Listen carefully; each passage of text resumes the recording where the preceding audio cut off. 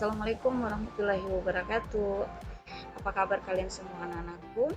Jumpa lagi kita di pertemuan pada mata pelajaran komputer dan jaringan cerdas.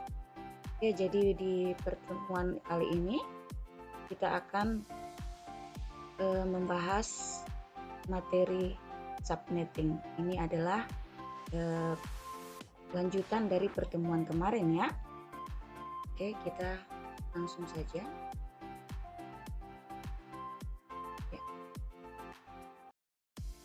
Kompetensi dasarnya masih sama ya, seperti kemarin, menerapkan penyelamatan IP pada jaringan komputer dan mengkonfigurasi penyelamatan IP pada jaringan komputer. Untuk tujuan pembelajaran, yang 2 poin ini sudah kita capai di pertemuan kemarin.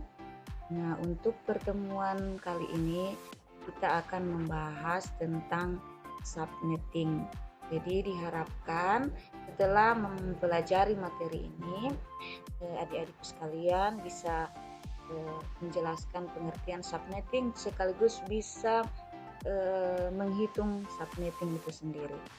Oke, lanjut, kita langsung masuk ke materinya. Oke, kita awali dengan pengertian. Apa itu subnetting? Ya, jadi subnetting adalah proses memecah suatu jaringan yang besar menjadi subjaringan yang lebih kecil atau disebut subnet.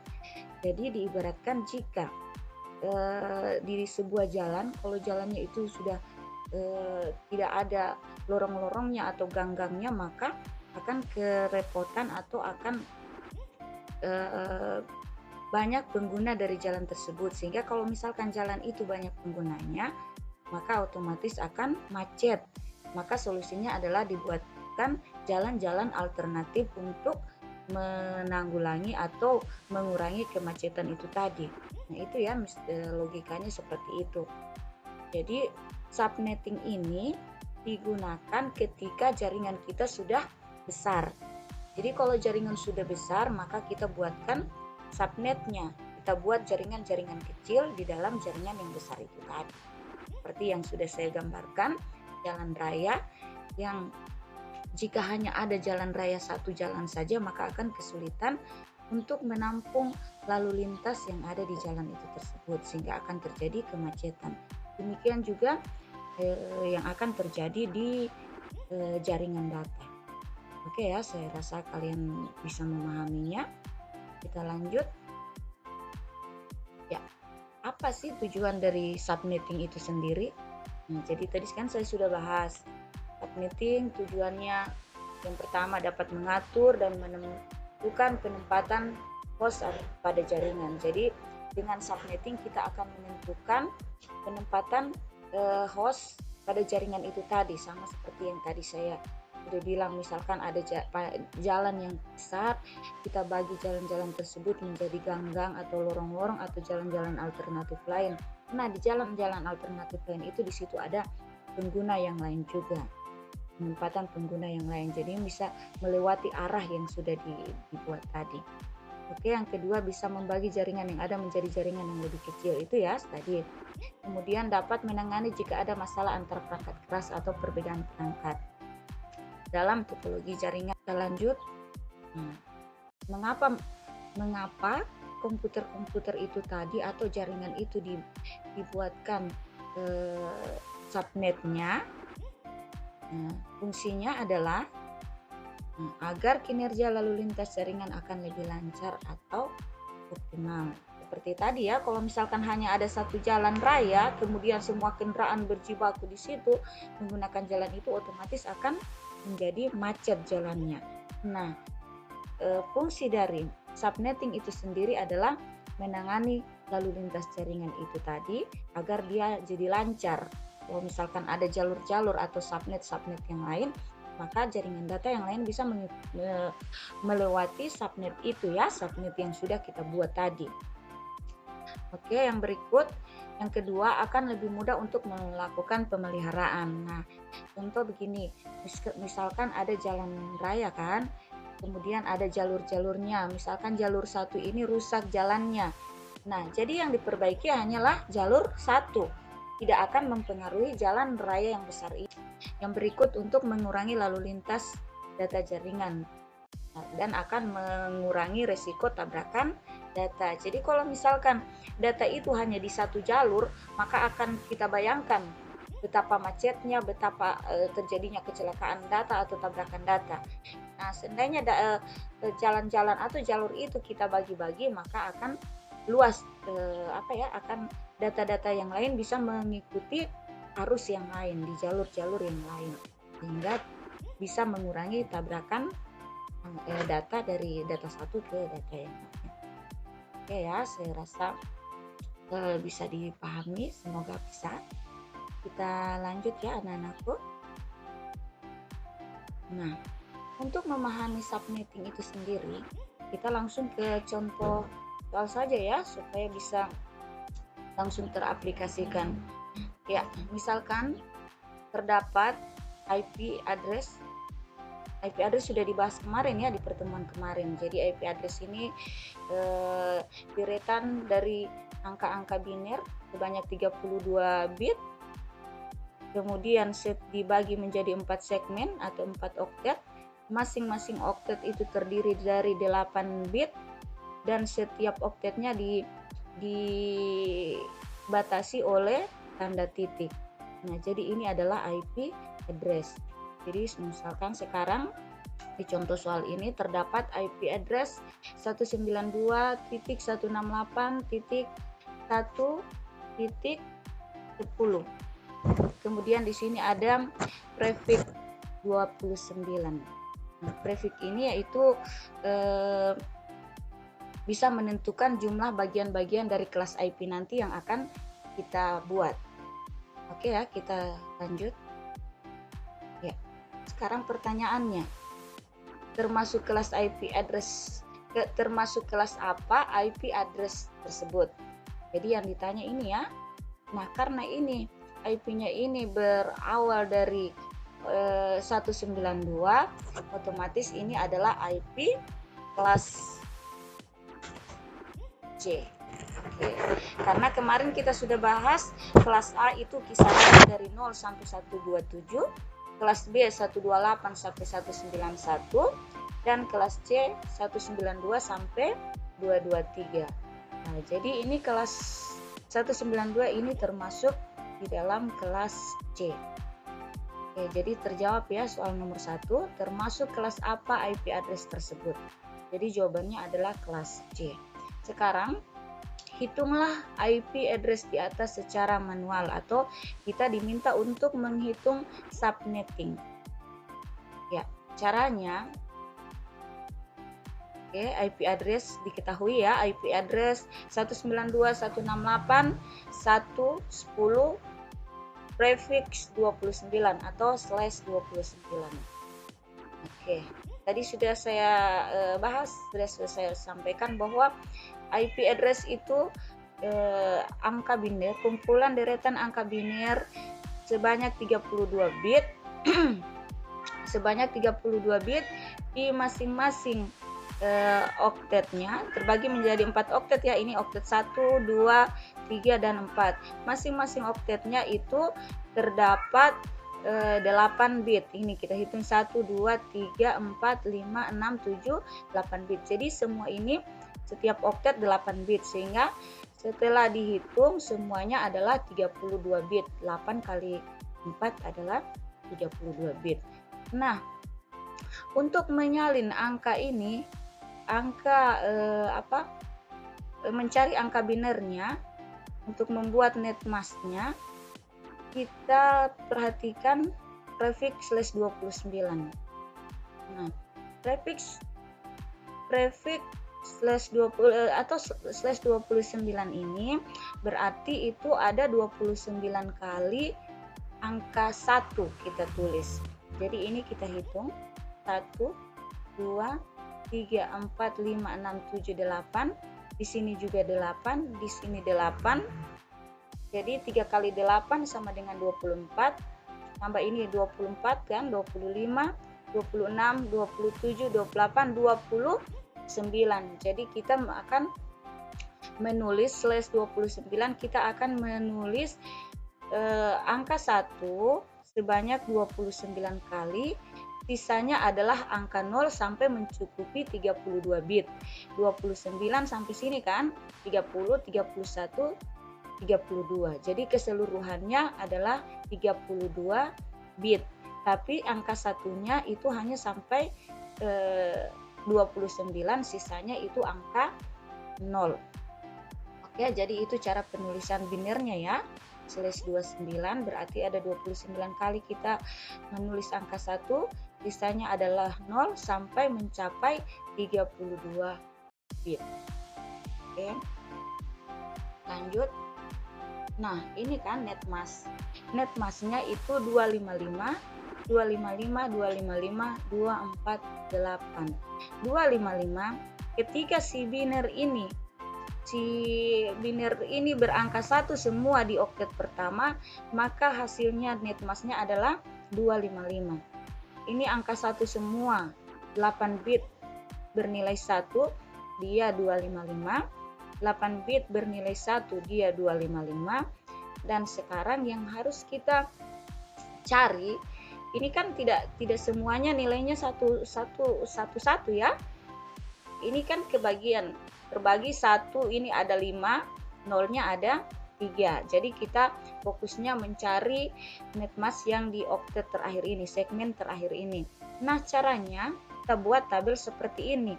Jadi akan kita buat tabel 8 kolom, menandakan itu adalah 8 bit. Kita isi yang pertamanya ini 128, 64, 32, 16, 8, 4, 21. Ini sudah jadi polanya ya, sudah formatnya seperti ini. Kemudian yang oktet keempat ini kita masukkan di dalam tabel yang sudah kita buat. Jadi 1, 1, 1, 1, 1, 0, 0, 0. Ini ya yang oktet keempat ini yang saya salin ke kolom yang sudah saya buat. Nah, yang kita hitung hanyalah yang bernilai 1. Ini sudah saya kasih warna merah. Jadi hasilnya 128 ditambah 64 ditambah 32 ditambah 16 ditambah 8 hasilnya 248. Nah, 248 ini yang akan kita masukkan ke net masknya yang di oktet terakhir. Oke. Bisa ya anak-anakku? Saya rasa gampang-gampang, sangat gampang-gampang sekali ya. Jadi itu kalau misalkan mau diulang silakan diulang videonya ya. Oke. Jadi net mask kita sudah dapatkan 255, 255, 255 dan 248. 248 hasilnya didapat dari tabel ini. Oke, lanjut. Oke, sekarang jumlah subnet. Jumlah subnet itu rumusnya 2 pangkat X. Apa itu X? X adalah biner 1. Nah, biner yang berangka 1 itu ada 5. Hitung ya. 1, 2, 3, 4, 5. Berarti 2 pangkat 5 sama dengan 32. 2 pangkat 5 itu berarti kita akan 5 kali mengalikan 2. Jadi 2 kali 2, 4, 4 kali 2, 8 dan seterusnya sampai 5 kali kita mengalikan 2 sampai hasilnya 32. Oke, lanjut. Sekarang kita menghitung jumlah host. Jumlah host rumusnya 2 pangkat Y kurang 2. Apa itu Y? Yaitu Y sama dengan biner 0. Nah, biner 0 di sini adalah 3 ya. 1, 2, 3. Jadi 2 pangkat 3 itu dapatnya dari jumlah 0 ini. Jadi 2 pangkat 3 kurang 2 sama dengan 2 pangkat 3 adalah 8, kurangi 2 sama dengan 6. Berarti jumlah hostnya ada 6. Ya, sekarang kita mencari blok subnetnya. Blok subnet itu rumusnya 256 dikurangi subnet yang tadi yang sudah kita cari, yaitu 248 yang ini ya, yang ini. Jadi 256 itu sudah nilai paten yang ada di situ sebagai rumus. Jadi untuk mencari blok subnet 256 dikurangi 248. 248 didapat dari net mask yang sudah kita cari tadi. Jadi 256 kurang 248 sama dengan 8. Sehingga akan ada blok subnet 0, diawali dari 0, kemudian 8, ditambah 8 16, ditambah 8 24. Jadi bloknya 8 ya. Tambah 8 32 dan seterusnya sampai 248. Oke. Jadi cukup gampang. Selanjutnya kita akan membuat tabel subnetting. Dari data-data yang sudah kita peroleh, sudah kita hitung, kita akan buat tabel subnetting seperti ini, di mana isinya adalah subnet, range antara IP pertama sampai IP terakhir, kemudian IP broadcast. Jadi langsung saja kita isi. Subnet ini isiannya kita ambil dari blok subnet yang sudah kita hitung. Jadi 192.168.1.00 dapatnya dari blok ini ya. Kemudian yang berikut 192.168.1.8 yang ini, 8 yang kita sudah dapat dari blok. Kemudian yang selanjutnya adalah titik 16 ini ya. Jika ditulis seterusnya, maka seterusnya adalah 24, 32 sampai pada 248. Itu untuk IP subnetnya, untuk subnet. Nah, sekarang untuk IP broadcast ini, IP broadcast itu rumusnya adalah adalah subnet setelahnya dikurangi 1. Jadi ini IP broadcast 192.168.1.7. 7 ini didapat dari 8 kurang 1, hasilnya adalah 7. Demikian juga yang berikutnya 192.168.1.15. 15-nya ini didapat dari 16 dikurangi 1. Jadi subnet berikutnya dikurangi 1, itulah broadcast. Oke. Lanjut, yang berikut untuk mencari IP pertama dan IP terakhir. IP pertama itu rumusnya adalah subnet ditambah 1. Ini kan subnetnya 0 kan? 0 ditambah 1 hasilnya adalah 1, sehingga IP pertama adalah 192.168.1.1. IP terakhir yaitu rumusnya broadcast dikurangi 1. Broadcastnya kan 7, dikurangi 1 dapatnya 6, sehingga hasilnya 192.168.1.6. 6 didapat dari 7 dikurangi 1. Begitu juga yang berikut. IP pertama 192.168.1.9. Nah, 9 itu didapat dari 8 ditambah 1. Dapatnya 9. Yang berikut IP terakhir 192.168.1.14. 14-nya didapat dari 15 dikurangi 1. Jadi cara menghitung range IP pertama dan IP terakhir rumusnya seperti itu ya. IP pertama itu subnetting ditambah 1. Kemudian IP terakhir adalah broadcast dikurangi 1. Jadi begitu anak-anakku ya, sangat mudah sekali. Kemudian mengapa yang diganti atau yang oktet 1, 2, dan 3 ini sama semua? Karena kita berpatokan pada IP address yang memang sudah disajikan di atas tadi ya. Jadi IP address ini 192.168.1 itu akan sama semua. Yang berbeda itu adalah yang di oktet terakhir yang 10 ini. Karena ini kelas C, karena yang kita bahas ini adalah IP kelas C, maka yang berubah adalah oktet terakhirnya yang ini. Yang ini kan sudah sama semua toh. Jadi bawaannya ya sama terus itu. Oke ya. Saya rasa kamu bisa mengaplikasikannya kembali di soal nanti yang akan saya berikan. Oke, kita next. Oke, sekarang kita masuk pada kesimpulan. Jadi kesimpulannya bahwa subnetting itu merupakan proses suatu jaringan yang besar menjadi suatu jaringan yang lebih kecil atau disebut subnet. Tujuannya adalah mengefisienkan alamat IP pada jaringan. Fungsinya adalah optimal dan lancarnya lalu lintas jaringan, lebih mudah melakukan pemeliharaan dan mengurangi risiko tabrakan. Jadi itu kesimpulan materi di kesempatan hari ini. Oke, sekarang kita masuk di latihan soal ya. Hitunglah subnetting dari IP 192.168.1.10 prefix atau /30. Kalau tadi di contoh soal yang kita bahas itu /29. Nah, ini saya rubah slashnya menjadi /30. Oke, diikuti saja ya yang tadi, pengerjaan yang tadi yang sudah saya bahas. Kemudian kamu kerjakan seperti contoh yang sudah dibahas tadi. Masukkan dikirim di Classroom atau ditulis di buku dulu, kemudian dikirim di Classroom. Setelah mungkin maka kalian komen, like video ini. Ya, selamat bekerja dan tetap semangat ya anak-anakku sekalian. Usaha kalian hari ini adalah hal yang utama agar nanti kedepannya kalian bisa. Oke, Miss, terima kasih atas segala atensinya. Terima kasih atas kepedulian kamu yang selalu dan terus belajar. Terima kasih atas semangat yang kalian tunjukkan dengan berikan atau merespon tugas-tugas yang saya sudah berikan. Oke, demikian dari saya. Wassalamualaikum warahmatullahi wabarakatuh.